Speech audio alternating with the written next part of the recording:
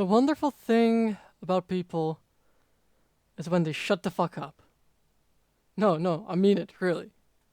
It's the rarest, most elegant moment you can have with a person. If you love them, you can just be in each other's presence, in each other's space, and feel comfortable and peaceful for a moment. And if you hate them, you can just think about dissecting the fucker. You know, we never did dissecting in schools, but me, I always play scenarios of how I probably would have responded to certain situations. And for some reason, it always ends violently. Take this specific scenario, for example. The teacher tries to make me dissect an animal. I refuse. I get punished. I snap and I kill my teacher and start dissecting him. Boom. I'm a serial killer. But you see, people are arrogant fucks, right? Most of them, at least. Like, they look at World War II like, oh, I would have helped the Jews. No, you fucking wouldn't. There are people suffering today you aren't helping because you're too comfortable living in that lie the industrial echo chamber of Western governments has hardwired you to believe. Where having moments of escapism is worth living for. Where the fuck do you think midlife crises come from? Because you go, right, I've worked for 40 years, but I haven't got anything to show for it. Sure, you may have a home, a wife, kids, a dog, but your home will always be owned by the government and all the others will fucking die. So where is your goddamn legacy? And some people say, oh, I just want a quiet life. Well then, why are you protesting? Why are you complaining? If you really wanted a quiet life, you'd take it up the arse like a good little girl. And again, it's these same people that say, oh, I want a quiet life, that claim they would help the Jews in World War II. And that's exactly what those industrial governments want from you, to live in that delusion. You know why? Because that's how they keep you under control. If nobody admits to their mistakes, the mistakes become wins. They become normalized. There is no middle ground there. This is why the neoliberals and fascists are rising up again, because everyone claims to be on the side of the Jews, but turn a blind fucking eye once the Nazis promise them a better life.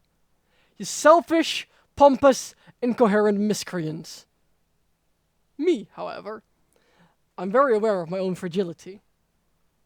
You can make yourself believe you aren't fragile, but even that belief is fragile. I'm not fragile, they say. I go, oh yeah? And I fucking shoot them in the face. Point proven. But you see, just like with this analogy, there's no point.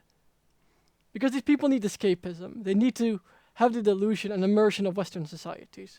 Because if not, they wouldn't know where to turn to or what to do. And that's why I stopped trying. You know, topics like gender and transgenderism, racism, classes, pineapple on pizza. Some things just trigger people too much. You can't have an intellectual conversation because people have gotten too comfortable being fucking idiots. How about we talk about something most of us can agree on? How do we tackle world hunger? How do we avoid bloodshed and wars? I had this brilliant idea, right? So we annex Belgium, and then we keep annexing, just like that. No bloodshed.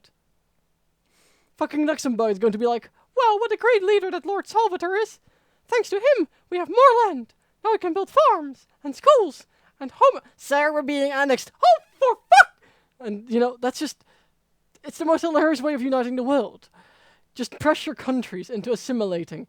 If every war was fought on a chessboard, we'd be having more wars and less casualties. It's every warrior's best dream! But no, humanity has to go and be a fucking delinquent.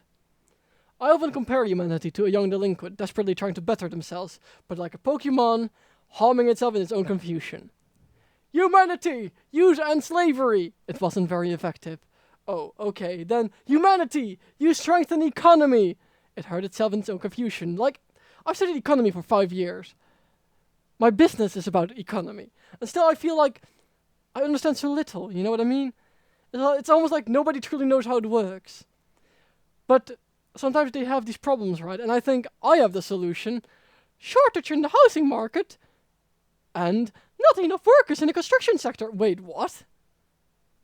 Technology lacking behind in governments. Shady backroom deals cause major outrage.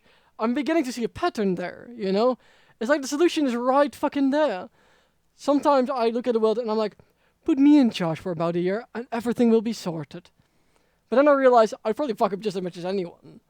You know, you can't do everything by yourself. We need to work as a collective. either one day humanity can heal from the damage of 200 years of human industrialization and actually become the collective that we need to make things better. But until then, I guess people just won't be aware. And that's the problem.